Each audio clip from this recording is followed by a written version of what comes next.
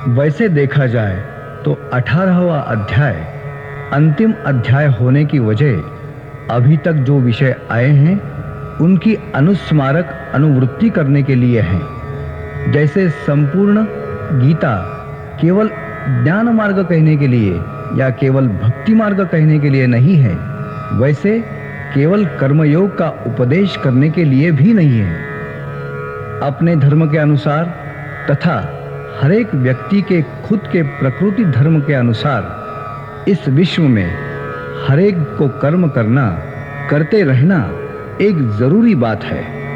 अनेक लोगों को ये कर्म करते समय या करने के बाद दुख का अनुभव आता है। उस दुख से मुक्ति पाने के लिए कई लोग कर्मों से ही दूर भागते हैं। वैसा कुछ भी न करते हुए ईश्वर में भक्ति भाव रख के नियति से दिया हुआ कर्म फल की कुछ भी आशा न रखते हुए करते रहना आवश्यक है। उसी समय इन सभी के पीछे जो कारण स्वरूप है, हम सभी में जो जीव भाव धारण करके स्थित है, ऐसे परमेश्वरी तत्व का चिंतन करना भी आवश्यक है। वही परमेश्वर सभी में भरा हुआ है, ये भावना रखने के बाद स्वाभाविकता से हम में जो स्वकीय भाव उत्पन्न होता है, उसको जगाने की भावना से जीवन को एक अनोखी चरितार्थता आ जाती है। इसके संबंध में गीता में मार्गदर्शन हुआ है। अर्जुन तो इस मार्गदर्शन के लिए केवल एक निमित्त मात्र हुआ है। गीता के 5वें अध्याय में कहा गया था कि इस तरह से जिसकी बुद्धि स्थिर है, वह व्यक्ति सदा के लिए सन्यासी जैसा है। 18वें अध्याय के प्रारंभ में ही अर्जुन श्री कृष्ण जी से पूछते हैं कि सन्यास लेने की कल्पना और उस क्रिया में कर्मों का त्याग करने के बारे में जो विचार आया है, उसके पीछे तत्व क्या है। और भगवान कहते हैं, अर्जुन, अरे फलों की इच्छा की वजह से कर्म का त्याग करना, इसको सन्यास ऐसा कुछ लोग कहते हैं। और सभी कर्मों के फल छोड़ देना यानी फलों के बारे में न सोचना, इसको त्याग कहते हैं।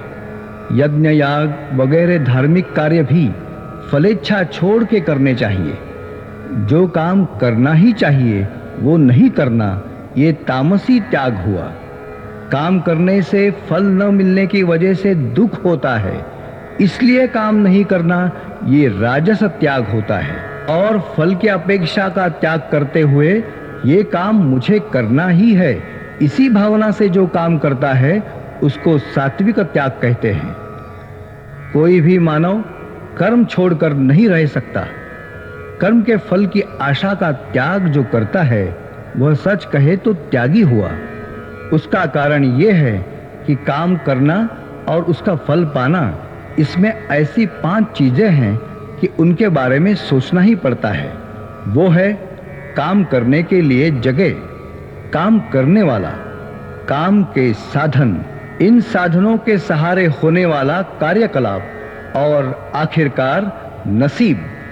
इनमें से अगर कोई भी चीज अच्छी नहीं है तो फल मिलना संभव नहीं है। काम करते समय अहंकार को दूर करके बुद्धि अलिप्त होनी चाहिए, क्योंकि आसक्ति विरहित काम सात्विक होता है। आसक्ति सहित अहंकार बुद्धि से किया हुआ कर्म राजस होता है।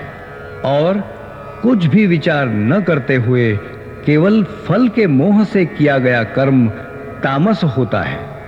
इसी तरह इधर कर्ता के बुद्धि से होने वाले सुख के भी सात्विक, राजस और तामस ऐसे 3 प्रकार कहे गए हैं। हर एक के प्रकृति धर्म के अनुसार किनके कौन से कर्म होते हैं, इसका वर्णन भी आया है। निष्काम बुद्धि से अपने अपने कर्तव्य कर्म करने वाले सभी को एक जैसी सिद्धि मिलती है, ऐसा गीता में कहा है। किधर भी फल के बारे में आसक्ति न रखते हुए मन पर काबू पाकर मैं ये काम कर रहा हूं, ऐसी अहंकार बुद्धि न रखते हुए बल, दर्प, काम, क्रोध इनको छोड़कर अगर काम करें तो जो सिद्धि प्राप्त होती है उसको गीता ने परम नैष्कर्म्य सिद्धि कहा है।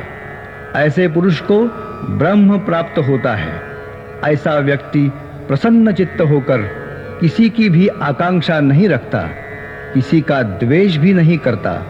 सर्व प्राणी मात्रों में वह समान भाव से देखता है और परमेश्वर की वस्तु भाव से पहचान उसको हो जाती है। कोई भी काम करते समय मैं करता हूं अथवा मैं नहीं करता, इस तरह की अहम भावना अच्छी नहीं होती।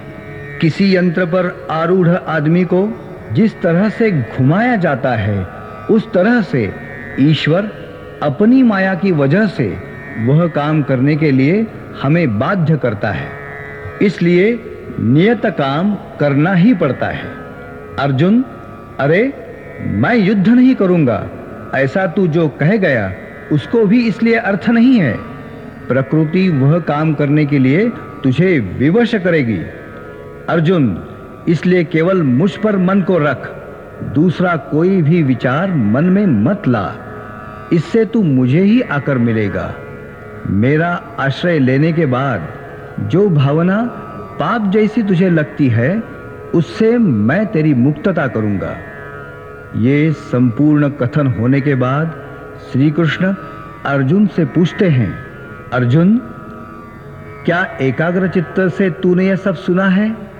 क्या अज्ञानवश तेरे मन की जो उलझन हुई थी वो सुलझ गई? और इस प्रश्न के अनंतर अर्जुन एकदम तैयार हो गया और बोल उठा, हे अच्युत, तेरे प्रसाद से मेरा मोह गया, मेरे नियत कर्तव्य का ज्ञान मुझे हुआ। मन में कुछ भी न रखते हुए देख, मैं खड़ा हो गया हूं। अभी तेरे कथन के अनुसार मैं युद्ध करने के लिए तैयार हूं। ये कथन करते समय संजय की परिस्थिति कुछ अनोखी हो गई थी। उसके अंग पर रोमांच खड़े हो गए थे। बार बार वही विश्वरूप दर्शन की स्मृति उसको विमोहित करती थी। श्रेष्ठतम आनंद का अनुभव वो ले रहा था। धृतराष्ट्र से बोलते समय भी उसके मुंह से ये वाक्य निकल गया, जिनके पक्ष में योगेश्वर कृष्ण है, जिनके पक्ष में पृथा पुत्र अर्जुन है, उसी पक्ष में शोभा है, विजय है और ऐश्वर्य है। इसके बारे में मैं आश्वस्त हूं। यत्र योगेश्वरः कृष्णो यत्र पार्थो धनुर्धरः तत्र श्रीर्विजयो भूतिर् ध्रुवा नीतिर्मतिर्मम।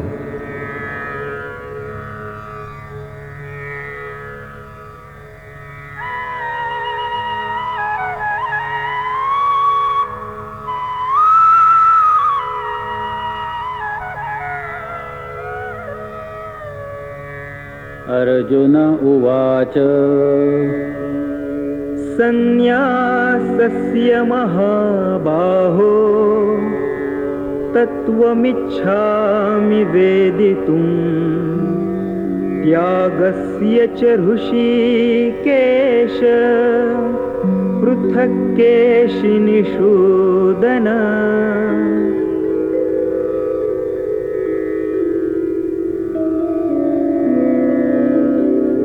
श्री भगवानुवाच काम्यानां कर्मणान्यासम्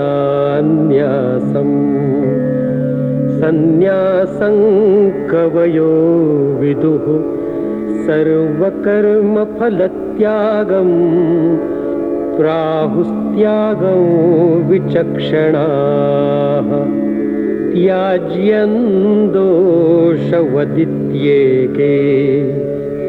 कर्म प्राहुर्मनीषिणः यज्ञदानतपः कर्म न त्याज्यम् इति चापरे। निश्चयं शृणु मे तत्र त्यागे भरतसत्तम त्यागो हि पुरुषव्याघ्र त्रिविधः सम्प्रकीर्तितः यज्ञदानतपः कर्म न त्याज्यं कार्यमेव तत् यज्ञो दानं तपश्चैव पावनानि मनीषिणाम्। एतान्यपि तु कर्माणि सङ्गं त्यक्त्वा फलानि च कर्तव्यानीति मे पार्थ निश्चितं मतमुत्तमम्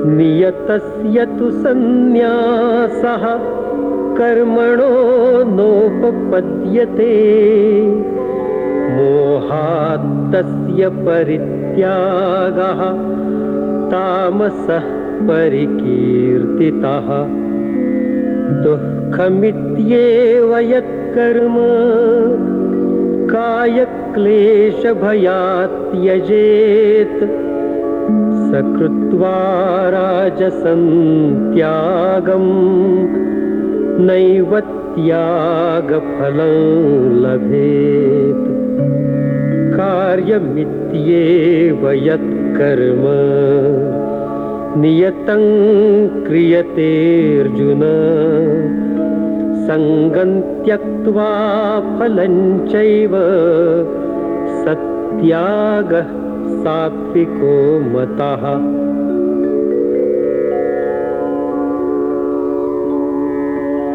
न द्वेष्ट्य कुशलं कर्म कुशलेनानुषज्यते त्यागी सत्त्वसमाविष्टो मेधावी छिन्न संशयः न हि देहभृता शक्यं त्यक्तुं कर्माण्यशेषतः यस्तु कर्मफलत्यागी सत्यागीत्यभिधीयते अनिष्टम् इष्टं मिश्रं च त्रिविधं कर्मणः फलम् भवत्यत्यागिनां प्रेत्य न तु सन्न्यासिनां क्वचित् पञ्चैतानि महाबाहो कारणानि निबोध मे सांख्ये कृतान्ते प्रोक्तानि सिद्धये सर्वकर्मणाम् अधिष्ठानं तथा कर्ता करणं च पृथग्विधम् विविधाश्च पृथक् चेष्टा दैवं चैवात्र पञ्चमम्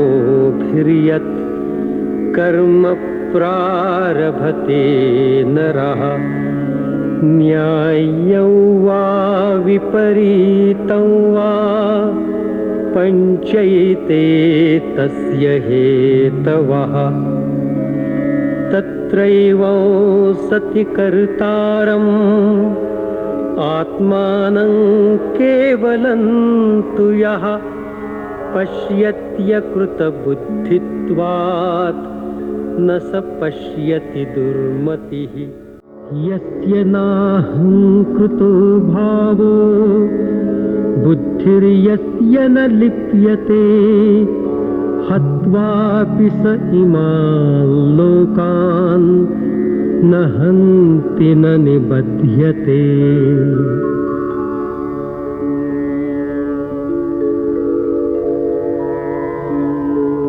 ज्ञानं ज्ञेयं परिज्ञाता त्रिविधा कर्म चोदना करणं कर्म कर्तेति त्रिविधः कर्म संग्रहः ज्ञानं कर्म च कर्ता च त्रिधैव गुणभेदतः प्रोच्यते गुणसंख्याने यथा वच्छृणु तान्यपि सर्वभूतेषु येनैकं भावमव्यक्तं सर्वमव्ययमीक्षते अविभक्तं विभक्तेषु तज्ज्ञानं विद्धि सात्विकम् पृथक्त्वेन तु यज्ज्ञानं नानाभावान् पृथग्विधान् वेत्ति सर्वेषु भूतेषु तज्ज्ञानं विद्धि राजसम् यत्तु कृत्स्नवदेकस्मिन् कार्ये सक्तम् अहैतुकम् अतत्त्वार्थवदल्पञ्च तत्तामसमुदाहृतम् नियतं सङ्गरहितम् अरागद्वेषतः कृतम् अफलप्रेप्सुना कर्म यत्तत्सात्विकमुच्यते यत्तु कामेप्सुना कर्म साहङ्कारेण वा पुनः क्रियते बहुलायासं तद्राजसमुदाहृतम् अनुबन्धं क्षयं हिंसाम् अनवेक्ष्य च पौरुषम् मोहात् आरभ्यते कर्म यत्तत्तामसमुच्यते मुक्तसङ्गो नः वादी धृत्युत्साहसमन्वितः सिद्ध्यसिद्ध्योर्निर्विकारः कर्ता सात्विक उच्यते रागी कर्मफलप्रेप्सुः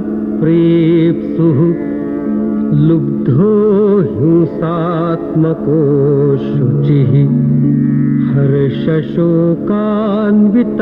कर्ता राजसः परिकीर्तितः अयुक्तः प्राकृतस्तब्धः शठो नैष्कृतिकोल्लसः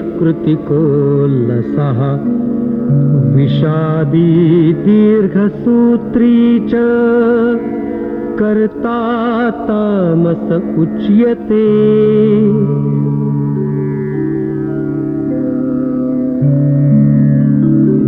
बुद्धेर्भेदं धृतेश्चैव गुणतस्त्रिविधौ शृणु प्रोच्यमानमशेषेण पृथक्त्वेन धनञ्जय प्रवृत्तिं च निवृत्तिं च कार्याकार्ये भयाभये बन्धं मोक्षं च या वेत्ति बुद्धिः सा पार्थ सात्विकी यया धर्मम् अधर्मं च कार्यं च अकार्यमेव च अयथावत् प्रजानाति बुद्धिः सा पार्थ राजसी अधर्मं धर्ममिति या मन्यते तमसावृता सर्वार्थान् विपरीतांश्च बुद्धिः सा पार्थ तामसी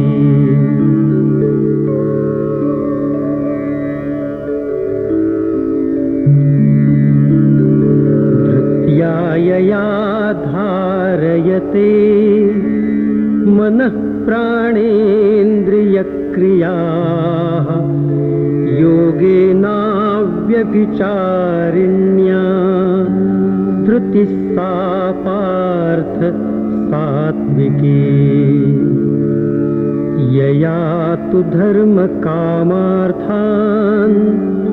धृत्या धारयते अर्जुन प्रसंगेन फलाकांक्षी धृतिः सा पार्थ राजसी यया स्वप्नं भयं शोकं विषादं मदमेव च न विमुञ्चति दुर्मेधा धृतिः सा पार्थ तामसी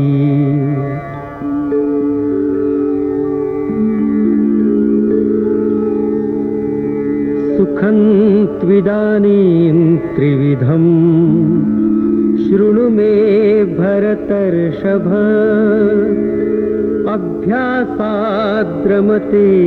यत्र दुःखान्तं च निगच्छति यत्तदग्रे विषमिव परिणामे मृतोपमम् तत्सुखं सात्विकं प्रोक्तम् आत्मबुद्धिप्रसादजम्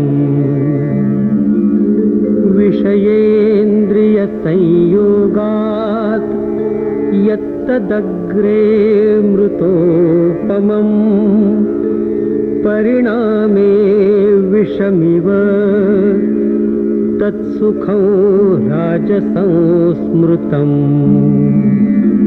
यदग्रे चानुबन्धे च सुखं मोहनमात्मनः निद्रालस्य प्रमादोत्थं तत्तामसमुदाहृतम्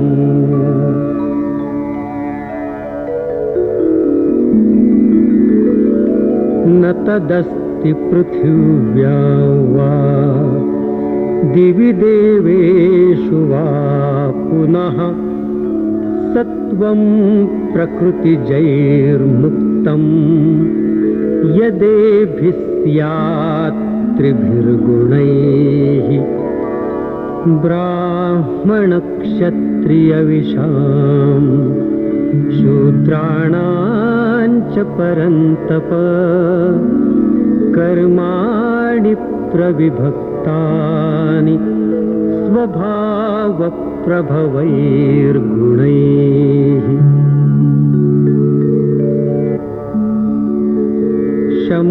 शमोदमस्तपः शौचम् क्षान्तिरार्जवमेव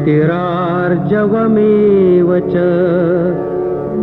ज्ञानं विज्ञानमास्तिक्यम् ब्रह्मकर्म स्वभावजम् शौर्यं तेजो धृतिर्दाक्ष्यम् युद्धे चाप्यपलायनम्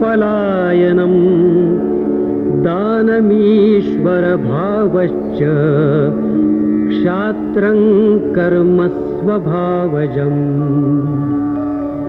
कृषिगौरक्ष्य वाणिज्यम् वैश्यकर्म स्वभावजम् परिचर्यात्मकं कर्म शूद्रस्यापि स्वभावजम्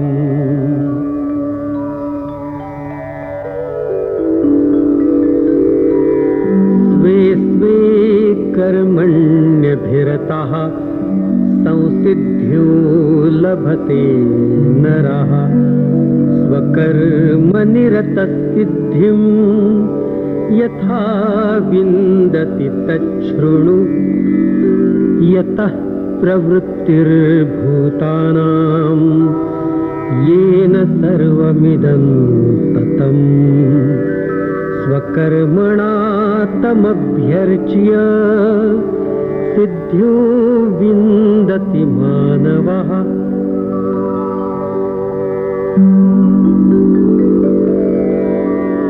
श्रेयान् स्वधर्मो विगुणः परधर्मात् स्वनुष्ठितात् स्वभावनियतं कर्म नाप्नोति किल्बिषम् सहजं कर्म कौन्तेय सदोषमपि न त्यजेत् सर्वारम्भा हि दोषेण धूमेनाग्निरिवावृताः असक्तबुद्धिः सर्वत्र जितात्मा विगतस्पृहः नैष्कर्म्यसिद्धिं परमां सन्न्यासेनाधिगच्छति सिद्धिं प्राप्तो यथा ब्रह्म तथाप्नोति निबोध मे समासेनैव कौन्तेय निष्ठा ज्ञानस्य या परा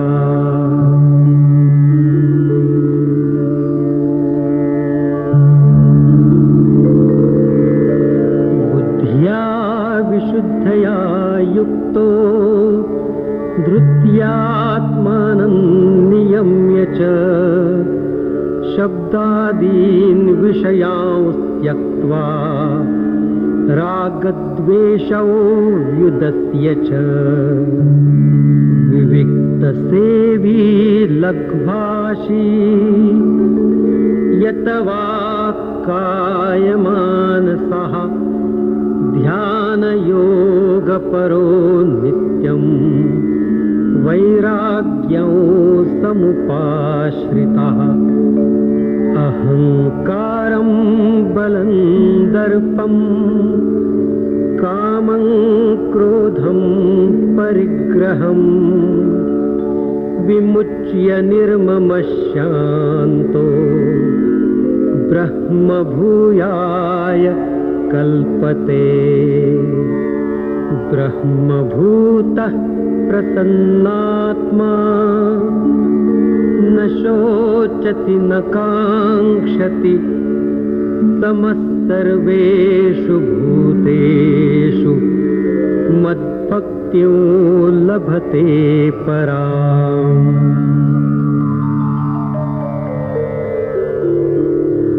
भक्त्या मामभिजानाति यावान्यश्चास्मि तत्त्वतः ततो मां तत्त्वतो ज्ञात्वा विशते तदनन्तरम् सर्वकर्माण्यपि सदा कुर्वाणो मद्व्यपाश्रयः मत्प्रसादात् अवाप्नोति शाश्वतं पदमव्ययम् चेतसा सर्वकर्माणि मयि सन्न्यस्य मत्परः बुद्धियोगम् उपाश्रित्य मच्चित्तः सततं भव मच्चित्तः सर्वदुर्गाणि मत्प्रसादात् तरिष्यसि अथ चेत्त्वम् अहङ्कारात् न श्रोष्यसि विनङ्क्ष्यसि यदहङ्कारमाश्रित्य न योत्स्ये इति मन्यसे मिथ्यैष व्यवसायस्ते प्रकृतिस्त्वां नियोक्ष्यति स्वभावजेन कौन्तेय निबद्धस्वेन कर्मणा कर्तुं नेच्छसि यन्मोहात् करिष्यस्य वशोऽपि तत् ईश्वरः सर्वभूतानां हृद्देशेऽर्जुन तिष्ठति भ्रामयन् सर्वभूतानि यन्त्रारूढानि मायया तमेव शरणं गच्छ सर्वभावेन भारत तत्प्रसादात् परां शान्तिं स्थानं प्राप्स्यसि शाश्वतम्।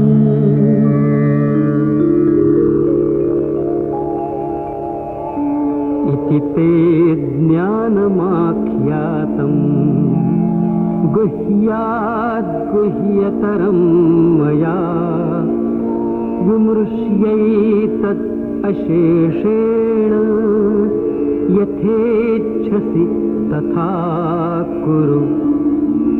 सर्वगुह्यतमं भूयः शृणु मे परमो वचः।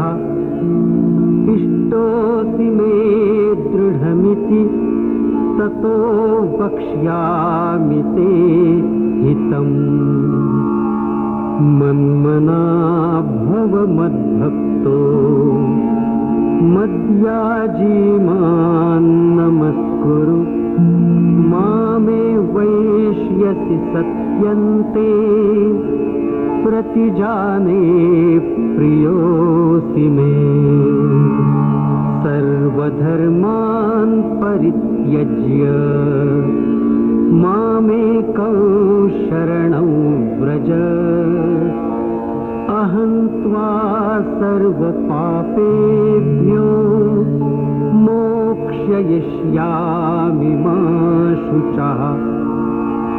इदं ते न तपस्काय न भक्ताय कदाचन न चाशुश्रूषवे वाच्यं न च मायोऽभ्यसूयति। य इमं परमं गुह्यं मद्भक्तेष्वभिधास्यति। भक्तिं मयि परां कृत्वा मामे वैष्यत्य संशयः। न च तस्मात् मनुष्येषु कश्चिन्मे प्रियकृत्तमः भविता न च मे तस्माद् अन्यः प्रियतरो भुवि। अध्येष्यते च य इमं धर्म्यौ संवादमावयोः। ज्ञानयज्ञेन तेनाहम् इष्टस्याम् इति मे मतिः। श्रद्धावान् अनसूयश्च शृणुयादपि यो नरः। सोऽपि मुक्तः शुभान् लोकान् प्राप्नुयात् पुण्यकर्मणाम्।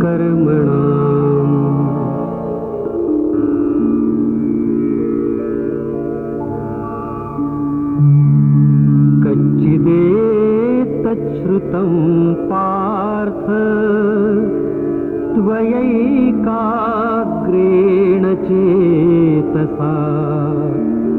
कच्चिदज्ञानसम्मोहः प्रनष्टस्ते धनञ्जय।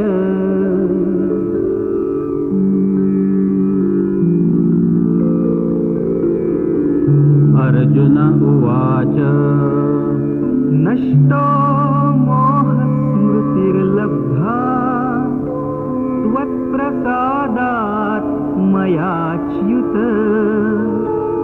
स्थितोऽस्मि गतसन्देहः करिष्ये वचनं तव।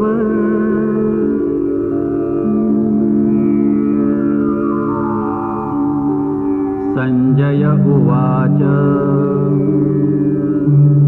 इत्यहं वासुदेवस्य पार्थस्य च महात्मनः संवादमिममश्रौषम् अद्भुतं रोमहर्षणम्। व्यासः प्रसादात् श्रुतवान् एतत् गुह्यमहं परम् योगेश्वरात् कृष्णात् साक्षात् कथयत स्वयम् राजन् संस्मृत्य संवादमिममद्भुतम् केशवार्जुनयोः पुण्यम् हृष्यामि च मुहुर्मुहुः तच्च संस्मृत्य रूपम् अत्यद्भुतं हरेः विस्मयो मे महान् राजन् हृष्यामि च पुनः पुनः यत्र योगेश्वरः कृष्णो यत्र पार्थो धनुर्धरः तत्र श्रीर्विजयो भूतिः ध्रुवा नीतिः मतिर्मम